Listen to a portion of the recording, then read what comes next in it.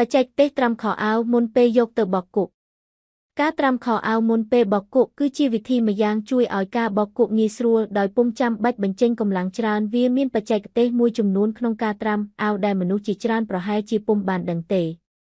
ជាបឋមមុនពេលចាប់ផ្ដើមបោកគក់យើងត្រូវត្រាំខោអាវនៅក្នុងទឹកត្រជាក់ប្រមាណ20ទៅ30នាទីសិនដើម្បីឲ្យរីកក្អែបន្ទាប់មកបោកឈ្លីពូតវារួចយកទៅត្រាំក្នុងទឹកលាយម្សៅសាប៊ូប្រមាណ20ទៅ30នាទី20នាទីសម្រាប់ខោអាវពណ៌ហើយញីបោកគក់ទៅតាមធម្មតាវិធីនេះអាចមើលឃើញស្មុគស្មាញច្រើនតែវាជួយឲ្យអ្នកបោកគក់ខោអាវបានលឿននិងចំណាយម្សៅសាប៊ូតិច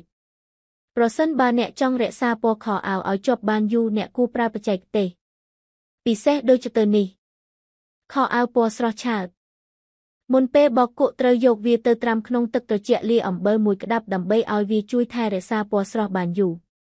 ខោអាវពណ៌ស្រគំឬពណ៌ខ្មៅប្រសិនបើខោអាវរបស់អ្នកសាបពណ៌ដោយមិនមានពណ៌ស្រឆាំឬខ្មៅស្ទើរសាច់ហើយបែរជាសាបដុំនោះចូលយកវាទៅត្រាំក្នុងទឹកក្តៅហួនលាយជាមួយទឹកខ្មេះបន្តិចខោអាវខូវប៊ុយ